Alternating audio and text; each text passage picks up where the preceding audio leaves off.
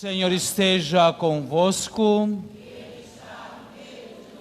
Proclamação do Evangelho de Jesus Cristo segundo Lucas. Naquele tempo, os publicanos e pecadores aproximavam-se de Jesus para o escutar. Os fariseus, porém, e os mestres da lei criticavam Jesus. Este homem acolhe os pecadores e faz refeição com eles. Então Jesus contou-lhes esta parábola. Um homem tinha 2 filhos. O filho mais novo disse ao pai: Pai, dá-me a parte da herança que me cabe. E o pai dividiu os bens entre eles. Poucos dias depois, o filho mais novo juntou o que era seu e partiu para um lugar distante.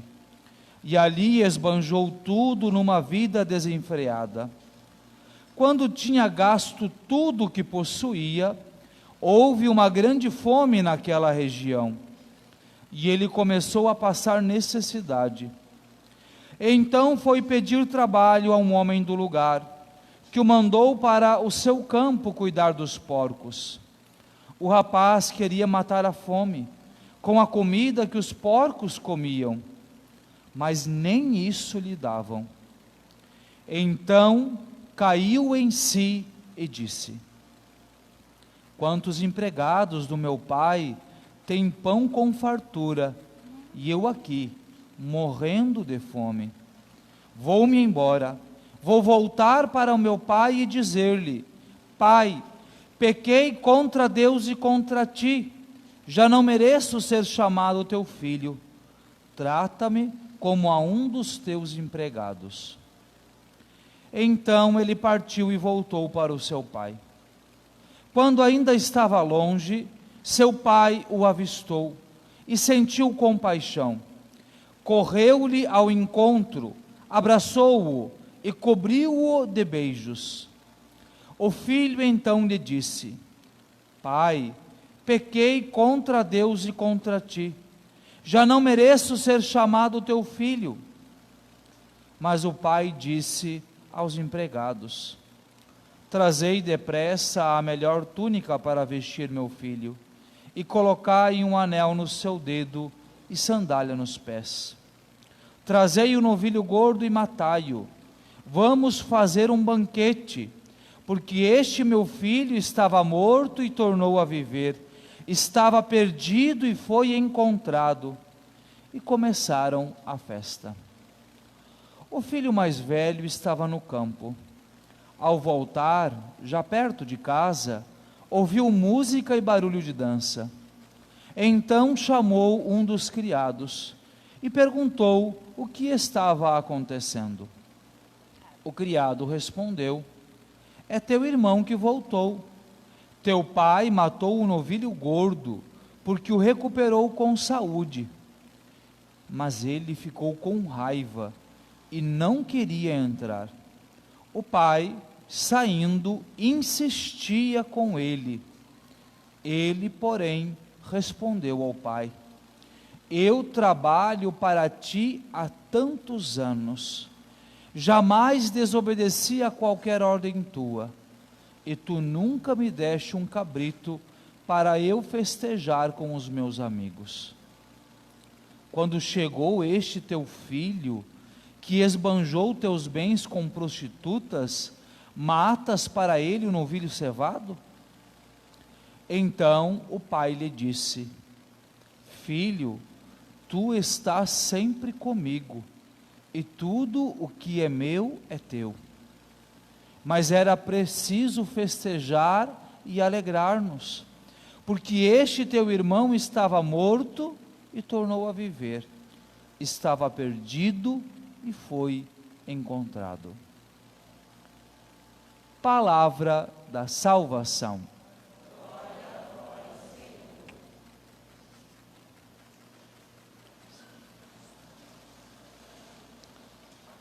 Provai e vede quão suave é o Senhor.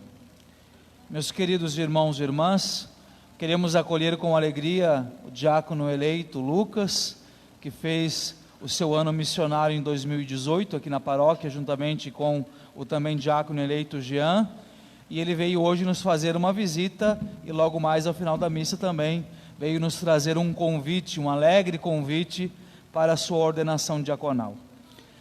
Nós celebramos neste quarto domingo da Quaresma o Domingo Laetare, chamado Domingo da Alegria. É uma realidade muito próxima, semelhante ao Domingo Gaudete que nós celebramos no Advento. Os dois tempos litúrgicos que são marcados pela austeridade, e por isso o roxo é a cor litúrgica. Quando o Advento chega no terceiro domingo e a Quaresma chega no quarto domingo, nós temos estes domingos da alegria, onde o branco da solenidade se mistura ao roxo da austeridade, e por isso os paramentos podem ser róseos, que são justamente a mistura destas duas cores, para nos sinalizar que nós estamos já numa reta final, de que nós já estamos próximos a viver na liturgia aquela alegria para a qual nós estamos nos preparando durante este tempo de penitência, de jejuns e de oração, que é a Quaresma. E a providência de Deus, justamente no Domingo Laetare, o Domingo da Alegria, nos concede a alegria de meditarmos sobre a misericórdia de Deus. O Evangelho de hoje, a parábola do filho pródigo, é uma das 3 parábolas da misericórdia contada por Jesus no capítulo 15 de São Lucas. Depois, na sequência, vem a parábola do dracma encontrado e também a parábola da ovelha perdida. E olhando então para o Santo Evangelho de hoje e procurando meditá-lo, rezar com o que ele tem a nos dizer, antes mesmo de entrarmos na parábola, a introdução que São Lucas nos faz já deve nos chamar a atenção, eu diria, e chama a atenção, porque esse trechinho, esses primeiros 2 versículos, eles de algum modo puxam a nossa orelha para um mau costume que nós temos, o mau costume de murmurar e de reclamar das coisas. São Lucas começa dizendo que os publicanos e pecadores aproximavam-se de Jesus para o escutar. Publicanos eram os cobradores de impostos, era uma classe de pecador público, todo mundo sabia que quem era publicano era pecador. Por quê? Porque extorquia o povo na hora de cobrar os impostos. Então, essas pessoas se aproximavam, e aí segue São Lucas dizendo: os fariseus, porém, e os mestres da lei criticavam Jesus. Este homem acolhe os pecadores e faz refeição com eles. Jesus então começa a contar a parábola, mostrando por que ele se aproximava destes pecadores públicos, por que é que ele fazia refeição com eles. Mas aqui São Lucas nos deixa entrever a realidade de que muitas vezes nós estamos muito preocupados, muito dedicados em reclamar, em encontrar um defeito e em murmurar. Há uma outra passagem do Evangelho onde Jesus diz: olha, veio João Batista, que se vestia com pele de animais, que só comia mel silvestre, que só comia gafanhoto, que vivia em penitência constante, e vocês reclamaram que ele estava endemoniado, que sei lá, é demais, é um exagero. Aí vem o Filho do Homem, que come, que bebe, que participa dessas coisas com vocês, e vocês reclamam. Então Jesus aqui nos recorda a questão de que nós devemos nos cuidar, para não cairmos no chamado espírito de murmuração, porque muitas vezes é isso, se está de um jeito a gente reclama, se muda para o outro a gente reclama, se muda para um terceiro jeito a gente reclama também. nunca está satisfeito, nunca está bom, sempre tem que reclamar, sempre tem que murmurar. E isso acontece em casa, aí é a mulher, a esposa que murmura com o marido que murmura com a esposa, os pais com os filhos com os pais, o vizinho com o vizinho, colega de trabalho com colega de trabalho, e aí isso vai para a pastoral, vai para o movimento, vai para a paróquia, aí também é o padre, porque nunca está do jeito que gosta, aí daqui a pouco já murmura com o bispo, murmura com o papa, ou seja, o negócio é murmurar, o negócio é reclamar.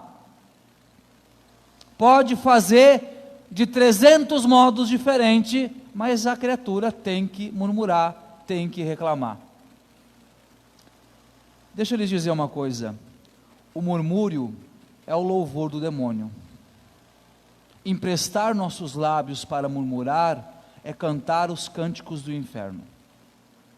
Então, muito cuidado com esse espírito de murmuração e de reclamação constante, porque você não estará servindo a Deus, você estará louvando o demônio. Então abramos os nossos olhos, porque, é claro, existem situações onde a tentação é maior, mas eu estou tentando deixar claro, é aquela pessoa que a vida inteira é assim, o dia todo é assim, toda hora tem que reclamar, sempre tem que encontrar um defeito, sempre tem que ter um problema. E quando eu digo que é o louvor do inferno, do demônio, é porque a pessoa não percebe que a convivência com ela se torna isso, porque se torna insuportável, e porque ela mesma se torna insuportável a ela. Eu, inclusive, arriscaria dizer que às vezes a pessoa chega ao ponto de murmurar tanto, porque nem ela aguenta mais ela. Então cuidado, o que é que está te levando a isso? E se você está nesse caminho, vejamos bem, um dos principais danos que este espírito de murmuração, de reclamação nos traz, é um fechamento à graça de Deus, porque a gente deixa de perceber, a gente deixa de aproveitar as graças que a misericórdia de Deus vai nos concedendo durante o nosso dia a dia. A gente está tão focado em analisar os possíveis defeitos para poder reclamar, que a gente não percebe as maravilhas que Deus pode estar realizando entre nós, inclusive como a misericórdia de Deus está atuando em nós.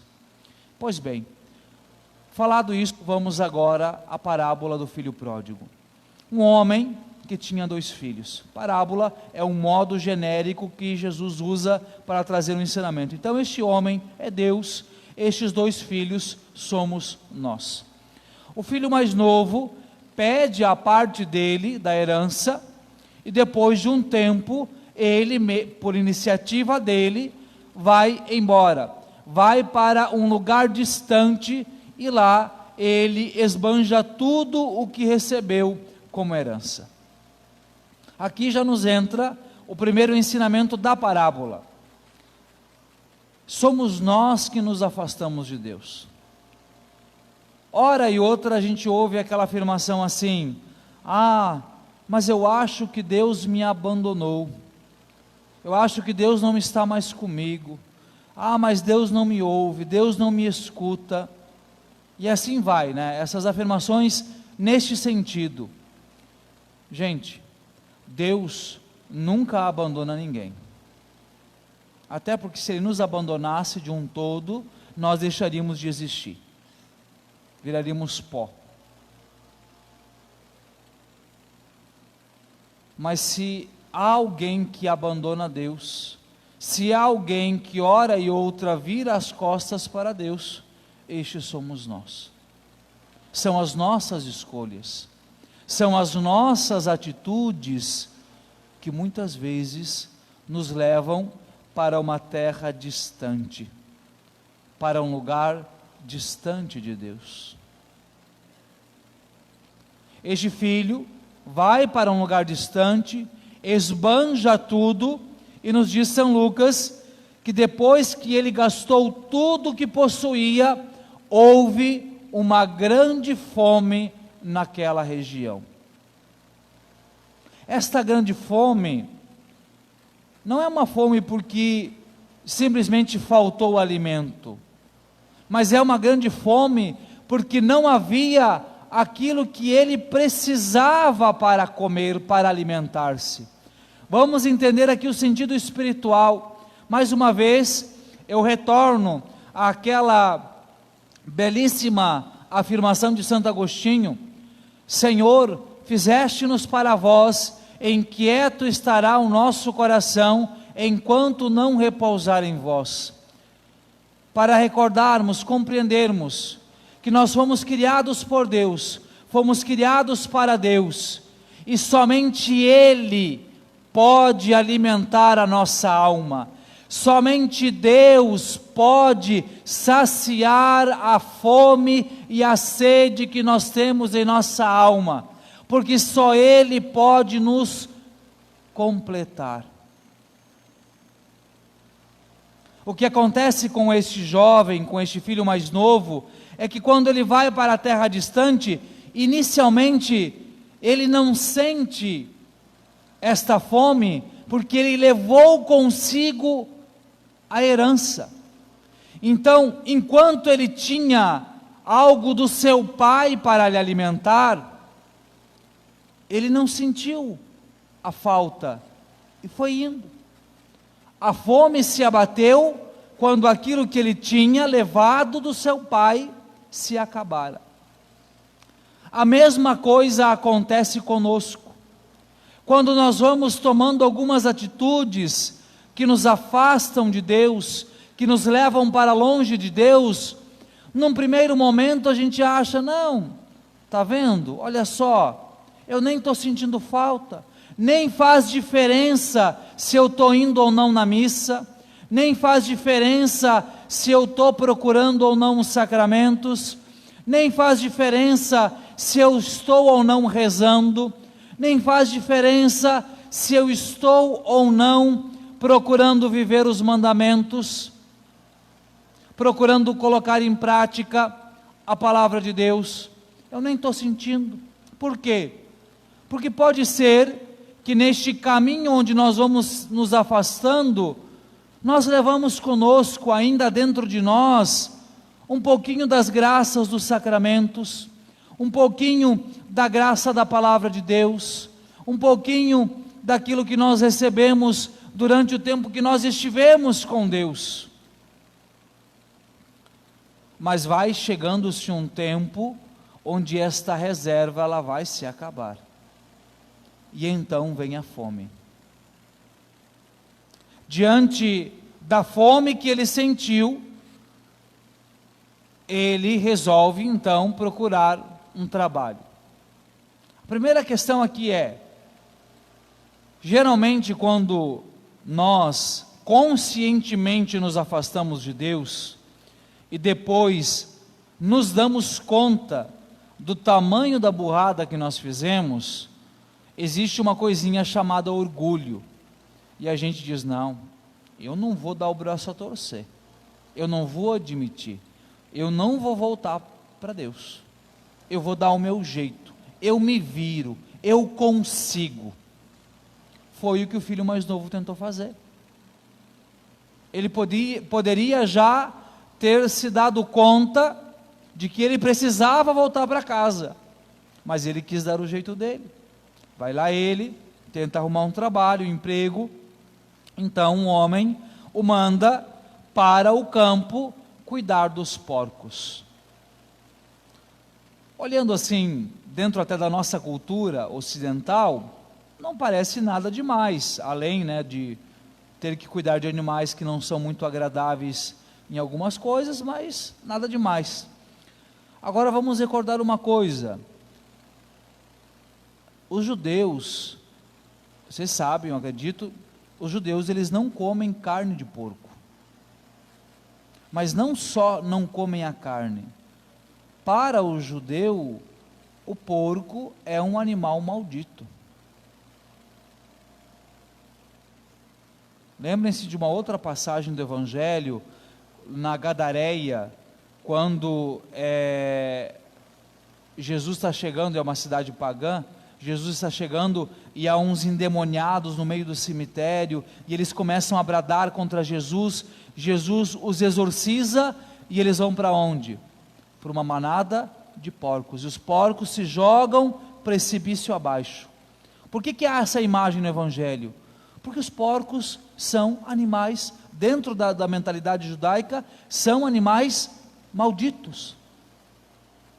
Então a situação do filho pródigo é essa: ele precisa cuidar de um animal que é considerado maldito. Significa dizer, em outras palavras, que ele foi amaldiçoado pela escolha que ele fez. A consequência de eles ter pedido a sua herança e ido embora é a maldição. Mas como se não bastasse, a coisa ainda fica pior.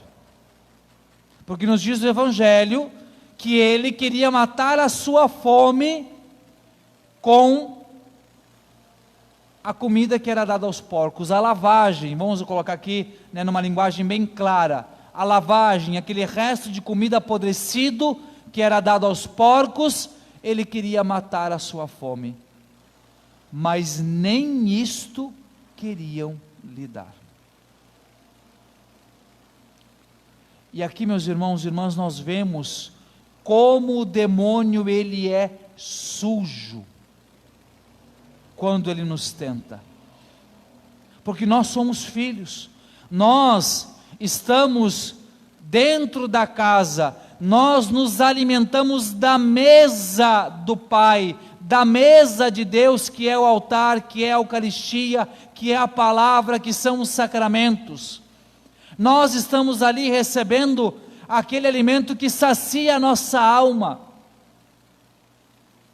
Aí vem aquela proposta: não, mas você podia fazer isso, você podia fazer aquele outro, você podia deixar de estar ali, você podia experimentar outras coisas. E vai nos apresentando assim, realidades que vão nos seduzindo, e nós vamos nessa, está muito chato na casa de Deus, é esse pão sempre, vamos experimentar outros sabores. E me desculpem usar essa expressão, mas a gente vai que nem um bocó, babando, achando que está arrasando, achando que está fazendo a melhor escolha da vida, feito um bobo. E quando a gente está lá, e não tem mais esse alimento, e quer então algo deste que nos convida na tentação a nos afastarmos de Deus, nem mesmo um alimento que é dado aos malditos, eu diria, nem mesmo um alimento que o demônio dá aos seus próprios filhos, entre aspas, seus filhos, ele quer nos dar. A que ponto muitas vezes nós podemos chegar? A que ponto de humilhação? A que ponto de miséria espiritual nós podemos chegar? Então, versículo 17, nos diz São Lucas: então caiu em si. Quando eu leio esse trecho do Evangelho, me vem assim em viva memória, e também em saudosa memória, o Padre Léo, quando ele dizia: este é o melhor tombo que alguém pode cair. Cair em si. Dar-se conta. Compreender. Admitir que errou. Ele caiu em si. Caiu em si por quê? Simplesmente por causa da miséria? Talvez também. Mas este cair em si é muito mais recordar quem ele era. Vou embora, vou voltar para o meu pai e dizer-lhe. E então ele formula, eu diria, o primeiro ato de contrição.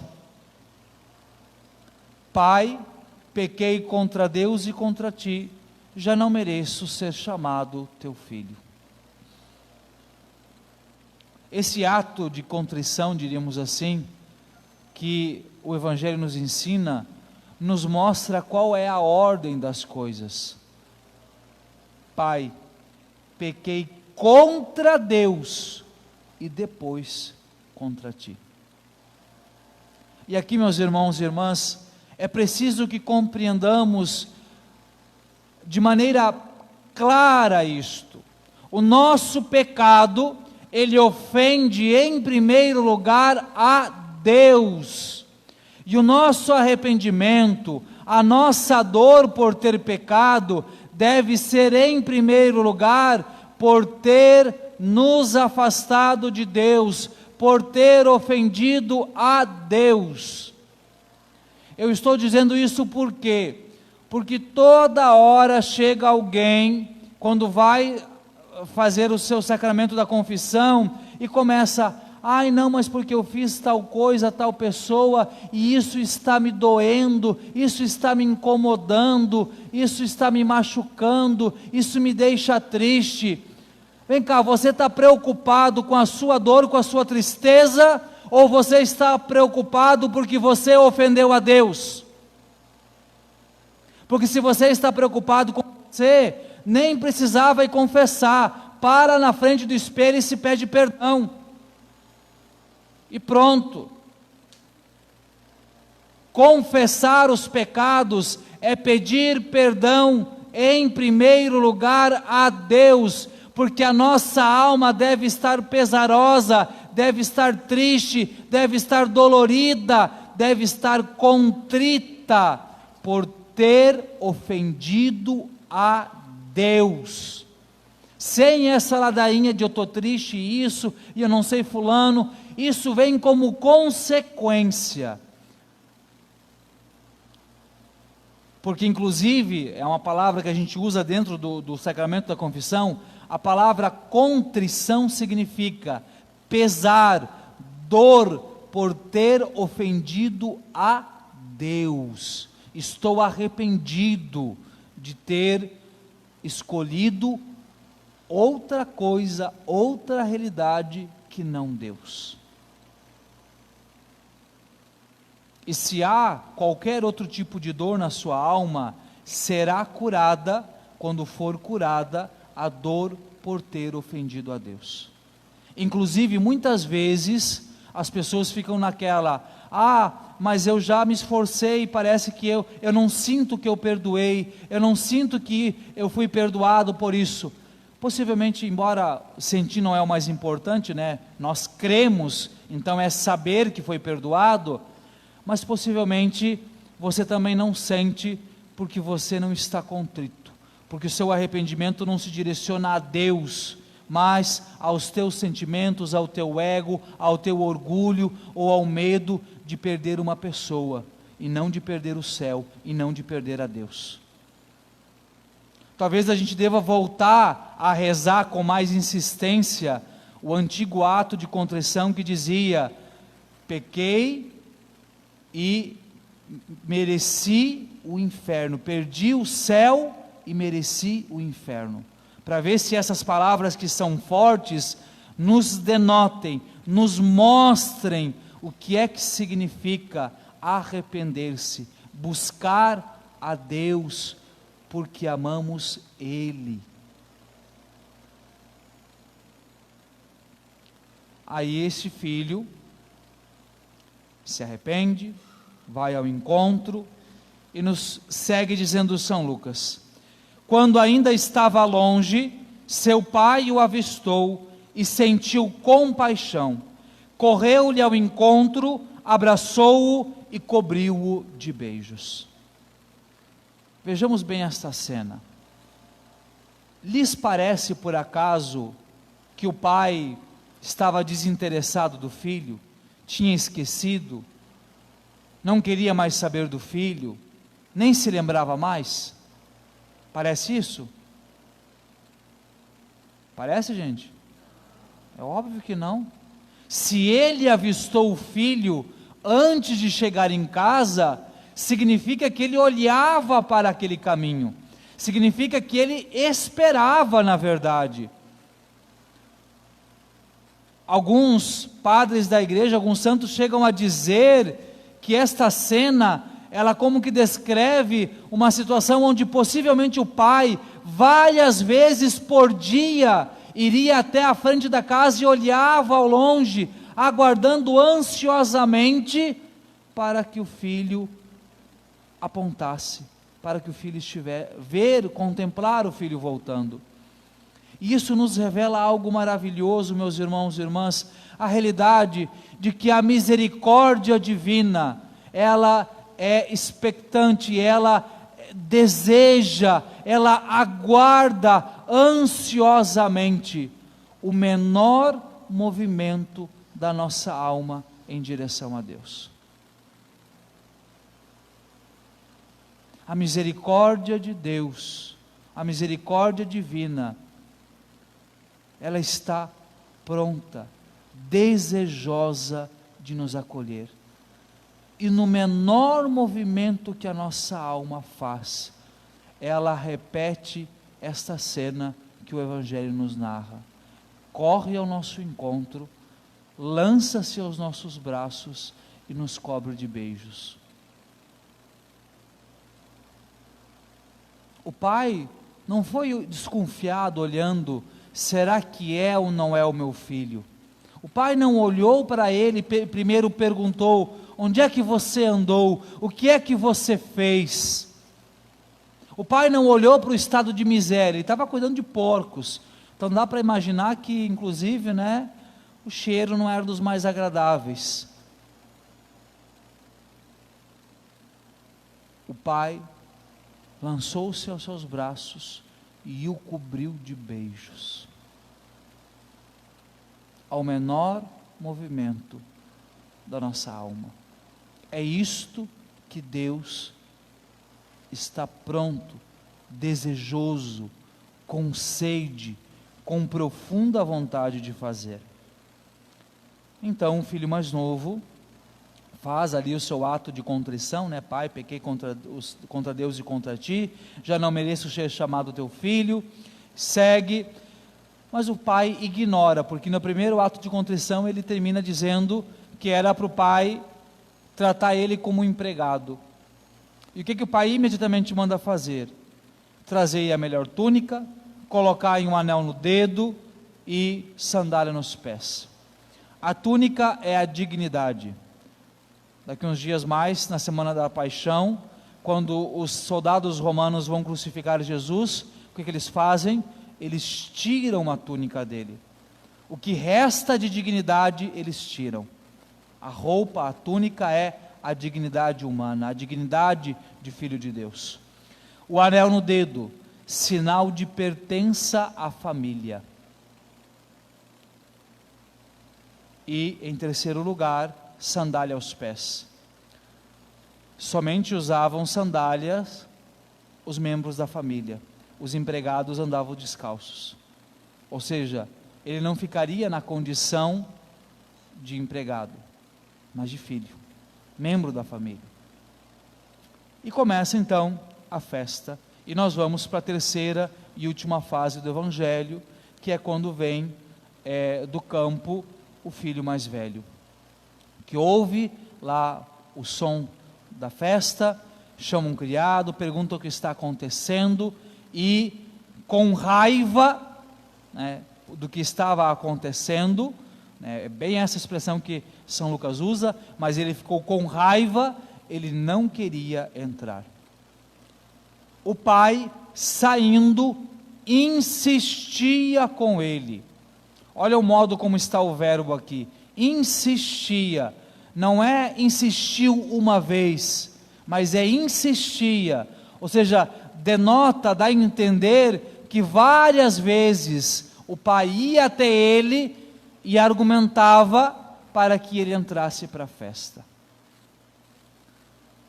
Será que muitas vezes nós também não podemos acabar nos comportamos ou não acabamos nos comportando como este filho mais velho? Quando vemos alguém que se converte, quando vemos alguém que está voltando para Deus, mas fulano não era o que estava fazendo isso, fulano não era o que era não sei o que lá, e agora está voltando? Isso quando a gente não fica olhando torto quando vê a pessoa dentro da igreja. A incapacidade de ver que a mesma misericórdia que nos alcança, também pode e deseja alcançar o outro.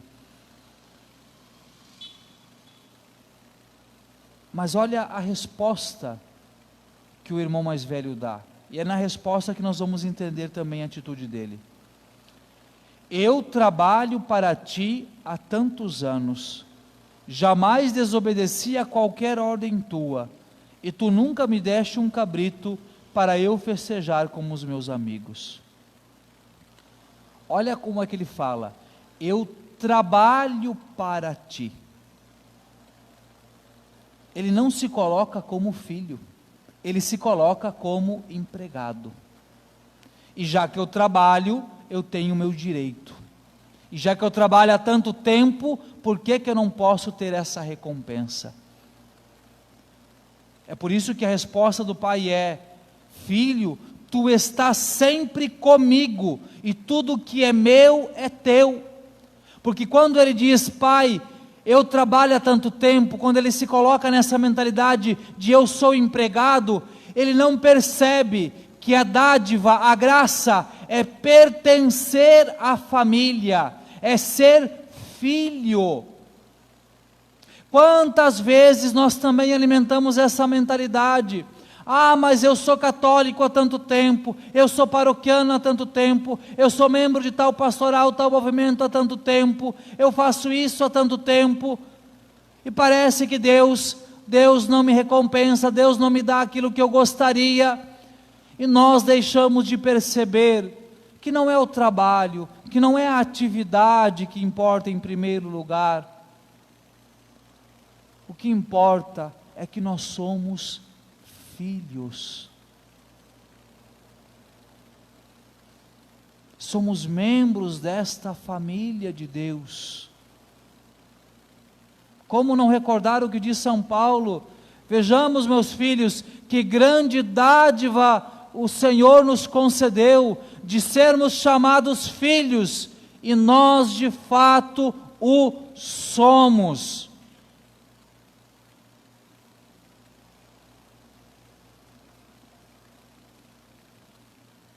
É por isso que ele, inclusive, quando se refere ao irmão, como é que ele fala?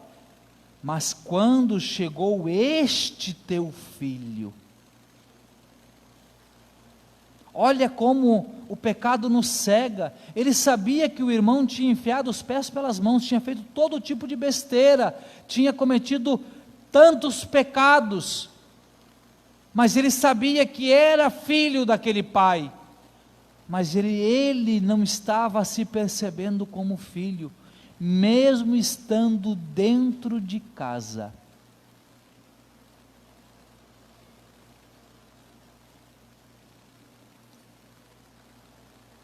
Então, meus irmãos e irmãs, diante de tudo isso que o Senhor nos colocou, diante de tudo isso que o Senhor nos ensina através deste Santo Evangelho,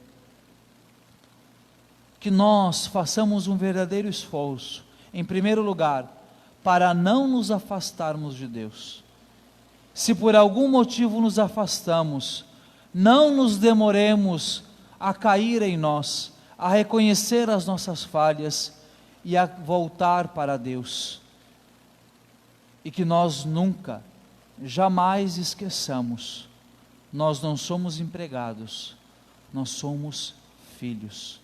Nós somos membros da família de Deus, porque só os filhos se sentam à mesa, só os filhos comem do pão que o Pai lhes dá, só os filhos participam da festa. O Evangelho encerra dizendo: mas era preciso festejar e alegrar-nos, porque este teu irmão estava morto e tornou a viver, estava perdido e foi encontrado. Quando nos compreendemos como filhos, nós participamos desta festa, deste banquete, desta alegria que nós costumamos chamar de vida eterna.